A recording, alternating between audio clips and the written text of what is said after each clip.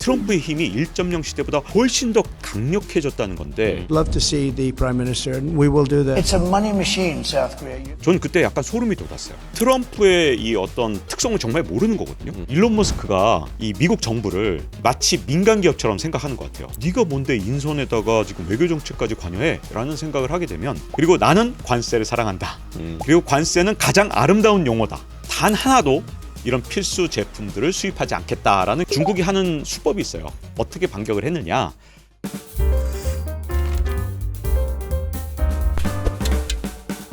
이게 웬 난리지? 난리지 쇼에 오신 것을 환영합니다. 전 MC를 맡은 알파고입니다. 전 세계를 뒤흔들었던 미국 대통령 선거가 끝나고 트럼프 2기의 시작이 코앞으로 다가왔습니다. 이런 가운데 세계 정세는 그 어느 때보다도 뒤숭숭한 모습인데요. 오늘은 트럼프 2기가 미칠 역대급 바장에 대해서 살펴보겠습니다. 어서 오세요. 안녕하세요. 기자님 오래간만입니다. 네, 안녕하세요. 네. 잘 지내셨어요? 이제 우리 둘이 너무 아는 사이고 우리 같이 방송을 많이 했는데 근데 시청자분들 중에서 모르신 분들이 있으실 것 같은데 그분들을 위해서 좀 자기소개 부탁드리겠습니다. 저는 지식경제연구소에서 소장을 맡고 있는 박종원입니다. 유튜브 지식한방을 지금 현재 운영하고 있고요. 출판사 사장까지 겸하고 있죠. 와, 네, 이 책을 말씀하신 거죠? 네, 제가 저자 겸 출판사 사장입니다. 네. 네. 이 책이 나올 때는 트럼프가 당선 안 됐었잖아요. 네. 그냥 당선됐다고 치고 책을 만드신 건데 이거는 좀 약간 거인 투자 될 수도 있었는데 첫 문장이 어떻게 시작되냐 하면 트럼프가 당선됐습니다. 2024년 대선에서 이렇게 시작을 합니다. 10월 14일에 이 프롤로그를 썼다라고 이 마지막에 또 그렇게 써놨어요. 그리고 또 제가 어떤 걸 요구했냐면 11월 5일이 이 대선 투표일인데 11월 4일에 이미 책을 미리 이렇게 인쇄를 해놓자 이렇게 주장을 했거든요. 그랬더니 출판사들이 다 깜짝 놀라는 거예요. 그래서 어쩔 수 없이 제가 출판사를 세웠습니다. 그리고 이걸 인쇄할 때도 좀 문제가 있었는데 인쇄소에서 이렇게 묻더라고요. 인쇄소 사장님이 아니 다 해리스가 된다는데 트럼프 2.0 시대를 11월 4일까지 인쇄를 한다니 혹시 인쇄 대금 혹시 해리스가 되면 안 주는 거 아니냐. 네. 미리 선금을 내놔라. 그러면 인쇄를 해주겠다. 그래서 사실 원래는 출판 관행에서 인쇄소한테는 나중에 돈을 주는 거거든요. 네. 근데 저는 선금을 내고 인쇄를 했습니다.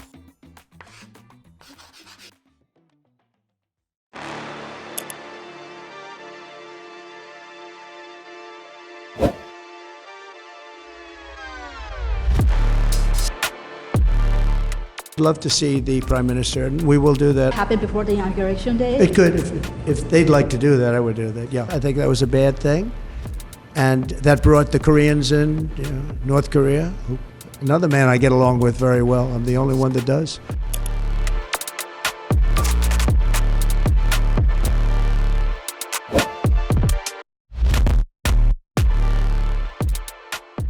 기자님 이제 아시다시피 일본 측에서는 이 트럼프의 당선을 이렇게 미리 예측해가지고 트럼프랑 미리 만나려고 했었는데 이 미리 예측이 왠지 좀 약간 외교에 도움이 되더라고요.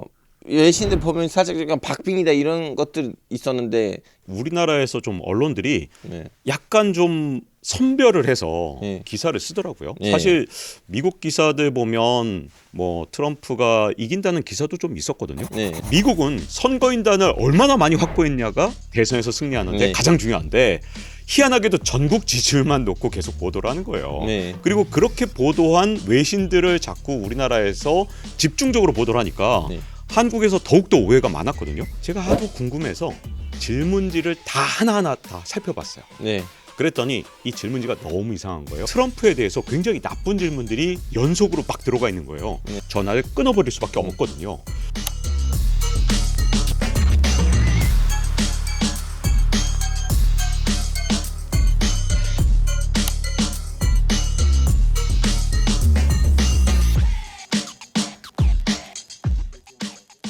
이번 대선에 좀 더 미리 대비할 수 있도록 좀 기회를 줬어야 되는데 이걸 못했다는 점에서 좀 아쉬움이 굉장히 많았거든요. 일본 같은 경우는요. 이미 4월 달에 이 아소다로 자민당 부총재가 트럼프를 찾아가서 만났습니다. 이게 정말 중요한 게요. 트럼프는 겉으로 보여지는 걸 굉장히 중요하게 여기거든요. 네. 이게 뭐 예를 들어서 물밑 작업으로 외교를 하고 이런 건 트럼프한테는 정말 안중에도 없어요. 그래서 일본은 아주 그냥 눈에 띄게 눈에 보이게 아소다로가 가서 아예 트럼프한테 줄을 댔다 이렇게 볼 수 있는데 그때 당시에 로이터 통신에서 보도가 나왔습니다. 각국의 이제 뭐 국가 원수 뭐 수장들 이런 사람들이 전부 다 트럼프한테 줄대려고 정말 노력을 하고 있다. 그럼 한국도 뭐 하는지 궁금했을 거 아니에요.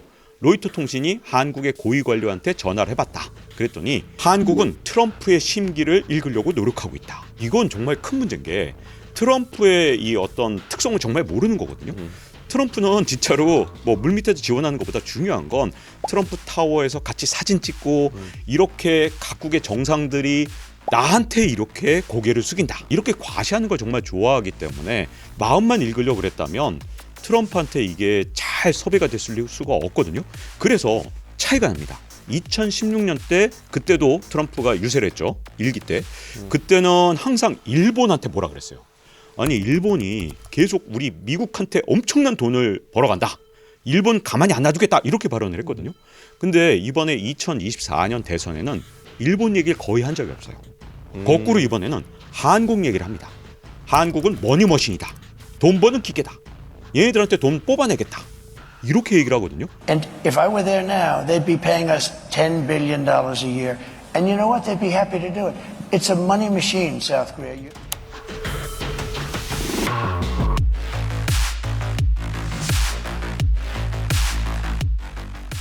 전 그때 약간 소름이 돋았어요. 왜냐하면 일본은 어쨌든 트럼프한테 만족스러운 그런 외교를 하고 있었기 때문에 아무래도 이번에 일본이 빠진 것 같고 그 점에서 우리가 트럼프의 당선을 조금이라도 먼저 알고 좀 대비를 했다. 그러면 우리가 트럼프의 어떤 그 날카로운 칼에서 처음에 피할 수 있었던 게 아닌가.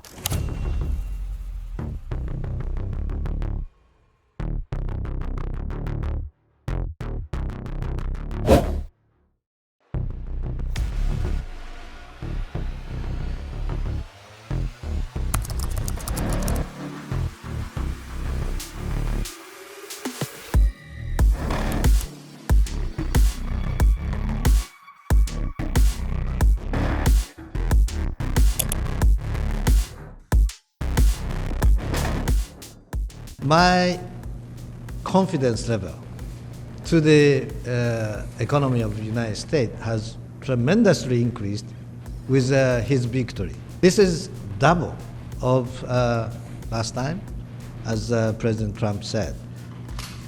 Because I say, oh, President Trump is a double down president. I'm going to have to double down, you know, $100 billion and 100,000 jobs. I'm going to ask him right now. Would you make it $200 billion instead? He can actually, believe it or not, he can actually afford to do that. 트럼프 이기잖아요. 트럼프는 일기 때는 그래도 트럼프에게 이걸 하지 마라 저기 하지 마라라고 바른 말을 하는 사람들이 있었는데 트럼프 이기 때는 트럼프는 누구 말도 안 듣고 미국을 막 이렇게 지 마음대로 이렇게 움직이게 할 거 아니에요. 이 트럼프 2.0 시대가 트럼프 1.0 시대랑 완전히 다르다는 거 이거를 사실 이해하지 못하면 정말 큰일 납니다. 트럼프는 원래 그냥 큰 소리 땅땅 치고 다 협상용이야. 그 자기 약속을 안 지킨다니까? 라고 생각을 하면 정말 큰 오산입니다. 네. 그렇지 않습니다. 트럼프는 정말 끝까지 자기 공약을 고집했고 끝까지 자기 공약을 시행하려고 그랬는데 트럼프 일기 때 힘이 없었어요. 공화당 내에서 트럼프를 반대하는 사람들이 아예 모임을 만들었습니다. 네. 반 트럼프 세력이 아예 그 정기 모임을 갖고 어떻게든 트럼프를 막아내야 된다. 이렇게 했거든요. 그러다 보니까 공화당이 말을 안 들었습니다. 그런데 후반 2년은 더욱더 힘이 약해졌는데 그 이유가 뭐냐? 중간 선거를 미국에선 하거든요. 근데 이 중간 선거에서 하원 선거 특히 네. 공화당이 완전히 참패를 했거든요. 네. 자, 이렇게 엄청나게 참패를 하고 나면 이제 공화당 의원들이 이렇게 생각하는 거죠. 야, 트럼프가 재선될 가능성이 전혀 없구나. 트럼프 말 들을 필요가 없네. 이렇게 생각을 하게 된 겁니다. 자, 이러다 보니까 트럼프가 진짜 자기가 추구하던 여러 가지 정책들 이게 다 실패한 겁니다. 네. 자, 트럼프 2.0이 뭐가 다르냐? 저는 트럼프 2.0을 슈퍼 트럼프라고 정의했거든요. 트럼프의 힘이 1.0 시대보다 훨씬 더 강력해졌다는 건데 그 첫 번째 이유가 공화당의 자금을 대는 굉장히 중요한 전국 조직이 있거든요. 근데 그 조직의 수장이 누가 됐느냐? 라라 트럼프가 됐습니다. 자, 트럼프 성이 같죠? 네. 왜 그런지 아세요? 며느리예요. 아, 공화당 의원들은 이제 중간 선거에서 선거 자금을 많이 받으려면 트럼프 며느리한테 잘 보여야 되는 거예요. 그래야 선거 자금을 받으니까. 그래서 이제 공화당을 완전히 지배한 상태죠.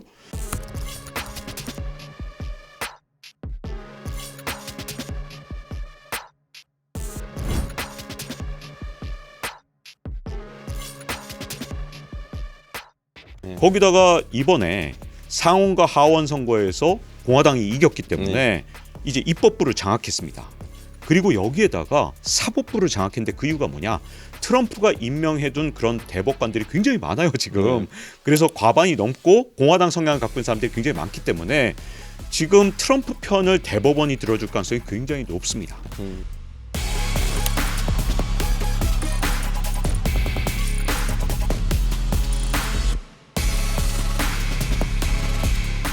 자, 그러면 입법, 사법 장악했죠? 그럼 이제 행정이 문제인데 이 행정부에서 말을 안 듣던 이유가 뭐냐? 트럼프의 인맥이 그만큼 넓지가 않았어요. 네. 왜냐하면 원래 정치를 하던 사람이 아니니까 정치 쪽에서 뭐 국방부 장관을 임명한다고 해도 내 말을 들을 사람인지 아닌지 이런 걸 알 수가 없었거든요. 근데 트럼프가 그동안 4년 동안 뭐 사법 리스크도 있었고 온갖 어려움을 겪었잖아요. 근데 그 4년 동안 남아있던 사람들은 이제 충신만 있겠죠. 그래서 그런 사람들을 이제 행정부에 임명하게 됐기 때문에 행정부도 완전히 장악을 한 겁니다. 일기 때와 다르게 그 어떤 공약도 진짜로 이행할 수 있는 그런 힘을 갖게 된 겁니다. 자, 그러면 이번 2.0 시대는 트럼프뿐만 아니고 트럼프 이제 장남 주니어 트럼프도 나름 큰 힘을 발휘하지 않을까요?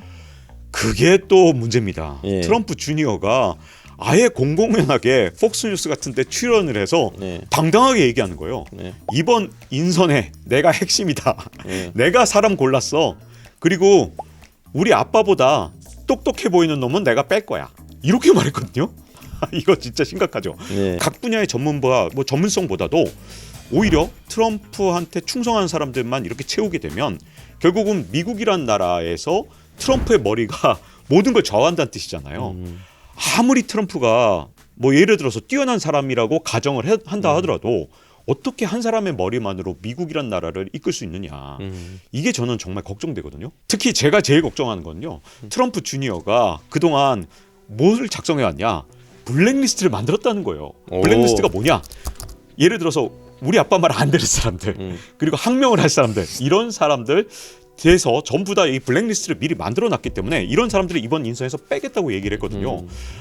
이런 것도 정말 걱정됩니다. 왜냐하면 원래 그렇게 자기 할 말 다 하는 사람들 이런 전문성 있는 사람들이 미국에도 정말 중요하거든요.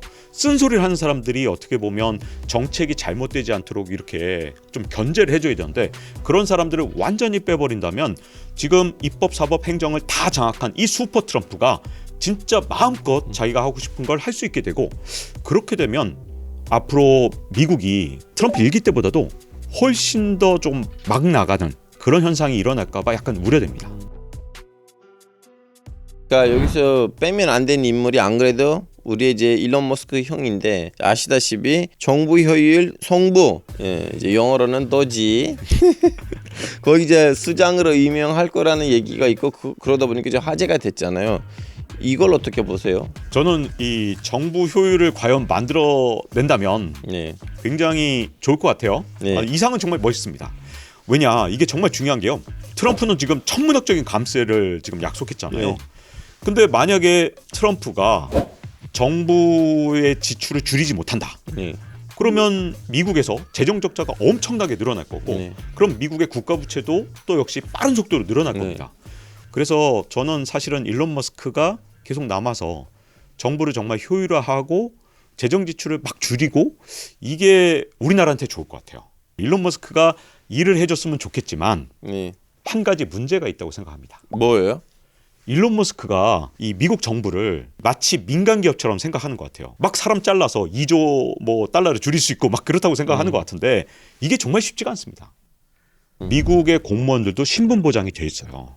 사람을 자른다는 게 정말 쉬운 일이 아니거든요.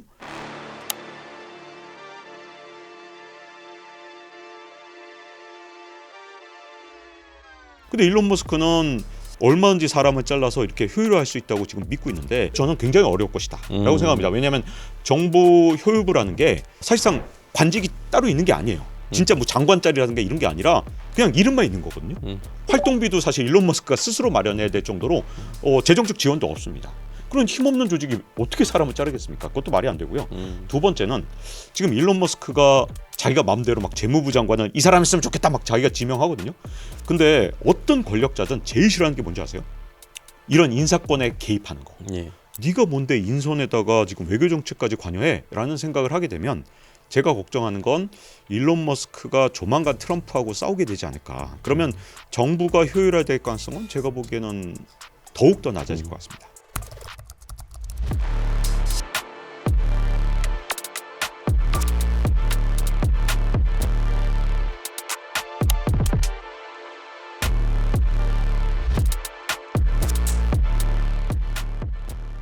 And all the different hoaxes. And the new one is President Trump has ceded the presidency to Elon Musk.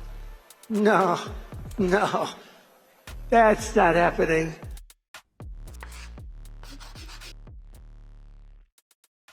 경제 얘기를 한다면 제일 먼저 떠오르는 단어는 안 그래도 관세입니다. 왜 갑자기 관세에다 그렇게 집착을 많이 해요? 이렇게 기업가 출신이 대통령이 되면 네. 관세는 낮추는 게 정상적이죠. 네. 근데 트럼프는 굉장히 다릅니다. 어느 정도냐면 자기 자신을 관세맨이라고 불렀어요. 오. 테리프맨. 그리고 나는 관세를 사랑한다. 그리고 관세는 가장 아름다운 용어다. 이런 말까지 했거든요. 자, 이렇게 관세를 좋아하는데 가장 큰 원인은 저는 이렇게 생각합니다. 일단 기본적으로 관세라는 게 네. 국민들한테 보여주기가 정말 좋은 거거든요. 저는 바이든 정책이 훨씬 더 우리나라한테 무서운 정책이었고 미국한테 더 유리한 정책이었다고 봅니다. 예를 들어서 칩스법, 이 반도체 지원법 같은 경우에 아주 교묘하게 우리나라 공장들을 납치할 수 있도록 설계가 돼 있었어요.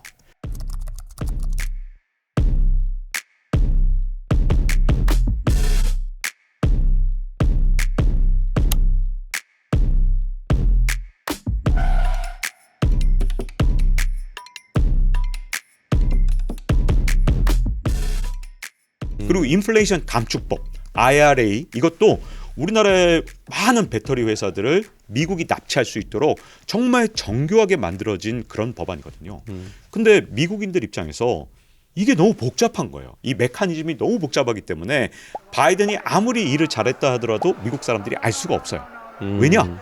이게 무슨 보조금으로 어쩌고 저쩌고 하는 순간 미국 사람들은 이게 뭔 소리야? 이게 안 들리거든요. 근데 이에 비해서 트럼프의 관세는 아주 명확하게 들립니다. 중국한테 60% 관세 부과할 거야. 멕시코한테 25% 관세 부과할 거야. 우와, 우리 트럼프 잘한다. 이렇게 트럼프는 어떻게 하면 국민들의 인기를 끌 수 있는지 명확하게 그리고 아주 정확하게 아는 겁니다. 사실상 이론적으로 볼 때는 진짜 그럴싸하거든요. 아니, 우리 국민들한테 소득세 왕창 깎아줄 거야. 우리 국민들이 왜 세금을 내는 거야? 저렇게 우리나라에서 장사하는 애들한테 세금을 걷자고 관세로 하자니까 이렇게 주장을 하는 거죠. 근데 이게 얼토당토한 주장은 아닙니다. 왜냐하면 미국에서 사실은 건국한 다음에 거의 100년 동안 이 세금은 관세밖에 없었던 시절이 있었습니다. 미국에서 원래 관세로 대부분 국가 재정을 운영하다가 1914년에야 처음으로 1차 대전. 네, 1차 대전 직전이죠. 네. 소득세라는 게 처음 만들어졌습니다. 버트닉 같은 경우에 미국이 가장 강력하고 아름다웠던 시절은 20세기 초다. 그때까지 미국은 소득세라는 게 없이도 얼마든지 강대국이었다. 뭐하러 소득세를 만드느냐? 관세로 세금을 다 걷어서 얼마든지 미국 정부를 운영할 수 있다. At the turn of the century, our economy was rocking. We had no income tax, and all we had was tariffs. And we had so much money. 문제는 그럼 어디선가 국가를 운영할 돈을 끌어와야 관세죠. 되잖아요. 그래서 관세를 자꾸 끌어오는 건데 미국인들 입장에서는 와, 내 소득세는 깎아주는데 대신 세금은 저 외국 애들이 내는 거구나. 이게 진짜 귀에 딱 먹히면서 트럼프는 이걸 계속 강조하고 있는 겁니다.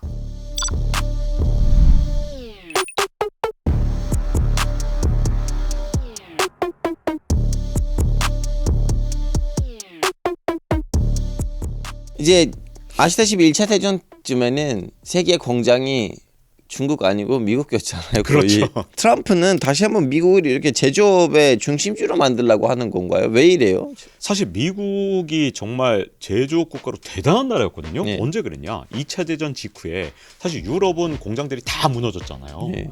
그리고 아시아는 아직 발전되기 전이기 때문에 그 당시에는 전 세계에서 생산되는 물건의 2개 중에 1개가 미국산이었습니다. 네. 그게 언제까지 그랬냐?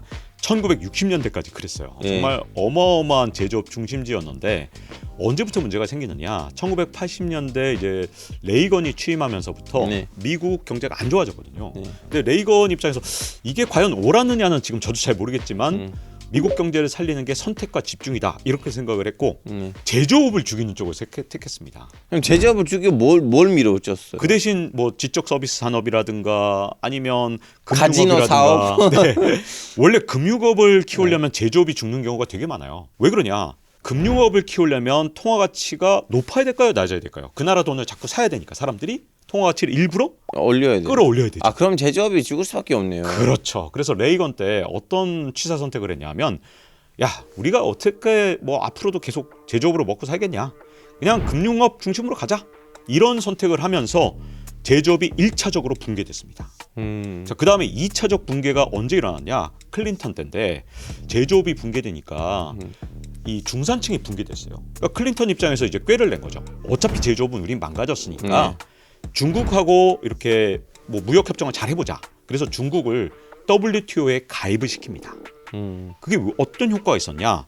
자, 미국에 남아있던 마지막 공장들까지 다 중국으로 가버린 거예요. 네. 클린턴 때. 그러니까 미국의 지금 현재 중산층이 가장 미워하는 대통령 중에 하나가 누구냐? 클린턴입니다. 와. 러스트벨트 노동자들. 요번에 펜실베니아, 미시간, 위스콘신 여기 3개 주가 전부 트럼프를 지지하는 바람에 이렇게 트럼프가 당선된 거잖아요.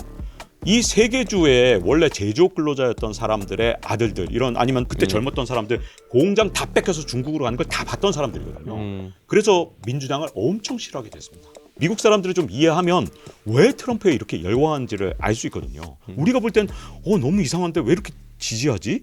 거기엔 다 이런 경제적 이유가 있는 거고요. 자, 그러면 제조업을 왜 지금 와서 살리겠다고 하느냐? 그게 이상하잖아요. 자, 미중 패권 전쟁을 하는데 코로나 때 진짜 미국에서 충격을 받은 거예요. 자기들이 마스크 하나 못 만든다는 걸 알게 된 거죠. 제조 공장이 다 넘어가니까 지금 중국에서만 모든 공산품이 나오잖아요. 네. 근데 전쟁을 하다 보면 패권 전쟁이 반드시 이렇게 경제 전쟁만 하는 게 아니라 아니 그럼 진미 국가들이란 사이를 좋게 하고 거기로 이어가면 이제 베트남이라든가 아니면 방글라데시, 인도로 대처하고 그러면 되는데 왜 굳이 그렇죠. 다시 맞습니다. 그게 바이든이 썼던 정책이라 바이든 때 가장 행복했던 나라가 어딘지 아세요? 멕시코입니다. 멕시코. 그리고 두 번째쯤이 베트남이에요. 왜냐하면 베트남이나 멕시코가 그동안 잘 성장할 수 있었던 이유가 바이든이 프렌드 쇼어링을 한 거예요. 야 굳이 미국에다 공장을 지을 필요가 있냐. 아직도 멕시코나 베트남은 인건비가 싸니까 여기에 공장 지으면 미국에 지은 거랑 비슷하게 우리가 대우를 해줄게. 이게 바이든 정책이었거든요.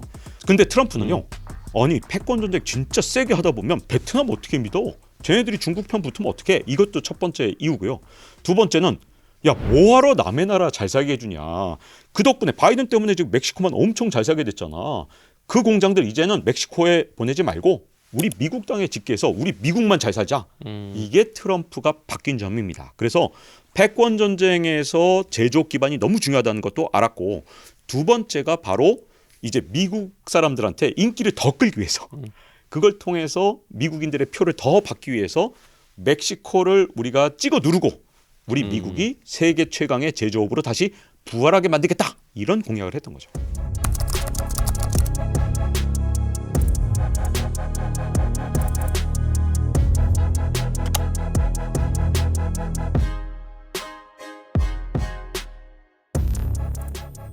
중국 이제 수입 금지인데 그 진짜 중국의 수입을 막을 수 있어요? 그 불가능할 것 같은데요?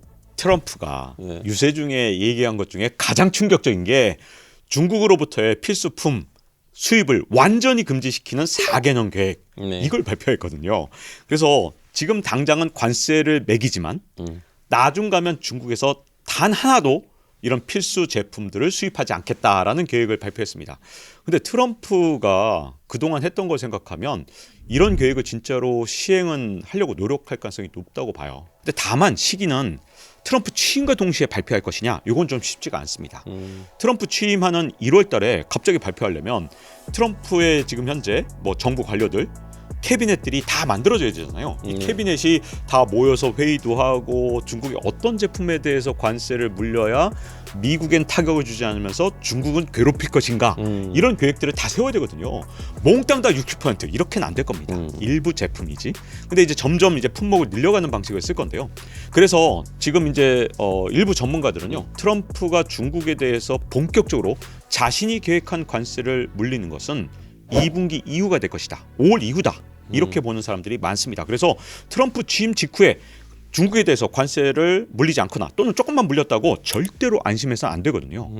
2분기, 3분기에 발표할 가능성이 굉장히 크고, 자, 그러면 저는 이제 앞으로 정말 큰 문제가 중국보다도 한국이라고 생각하는데요. 네, 저도 그 질문을 하려고 했어요. 이거 중국뿐만 아니고 한국까지도 영향이 미칠 건 뭐냐면 이제 평균 10% 20% 정도 올릴 것 같아요. 이대로 가면. 그럼 그렇죠. 한국도 그 정도로 당할 건데. 네.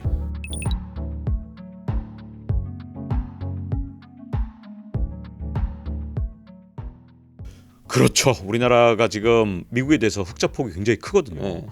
미국에서 더 이상 흑자를 못 낸다. 그럼 우리나라 진짜 큰일 납니다. 지금 현재 상황에서.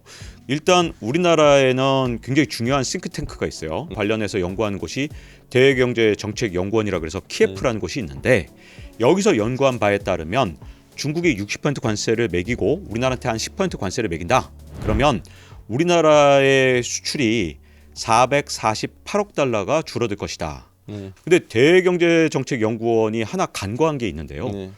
저는 중국의 반격을 뺐다고 생각합니다. 중국이 만약에 60% 관세 이렇게 내게 된다면 중국이 가만히 있을까요? 어떤 식으로 반격할 것이냐, 이게 진짜 중요하거든요. 자, 중국의 반격 방안 중에 첫 번째는 미국산 제품에 대해서 관세를 물리는 겁니다.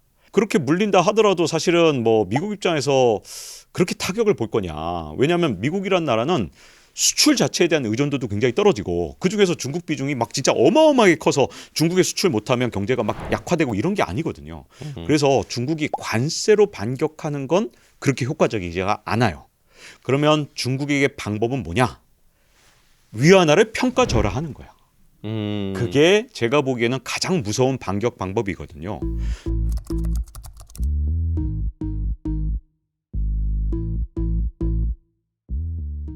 중국의 환율은요, 중국 정부가 올렸다 내렸다 마음대로 하고 있는 그런 환율이거든요. 예를 들어서 중국으로부터 수입되는 제품의 한 3분의 1 정도를 60% 관세를 물린다.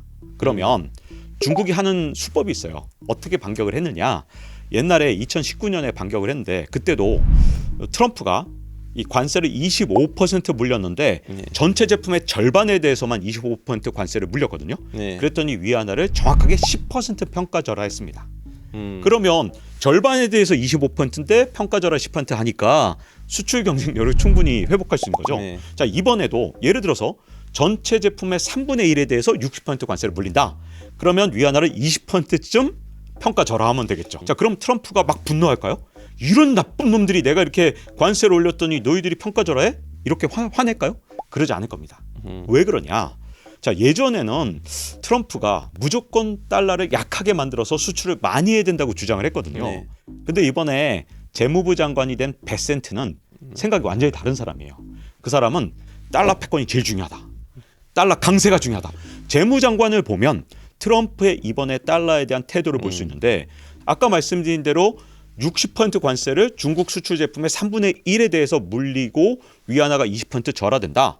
그럼 미국 입장에서는 손해볼 게 없는 게, 자, 미국으로 수입되는 중국산 제품의 가격이 떨어지는 거잖아요. 싸지는 겁니다. 맞아요. 그럼 미국은 지금 현재 아직도 물가에 대한 두려움이 있는데, 우리가 관세를 60% 물려도 너네 물건이 싸지네. 그래서 우리 서민들은 여전히 값싼 공산품을 쓸 수 있네. 나쁠 게 없지. 그다음 두 번째는 그동안 우리는 이제 앞으로 소득세나 이런 건 왕창 깎아줄 건데, 법인세 깎아줄 건데, 야, 이거 60% 관세 물려서 너희들이 세금 내주네? 나쁠 게 없지. 이렇게 될 가능성이 커요. 그리고 달러 강세를 예전만큼 싫어하지 않거든요.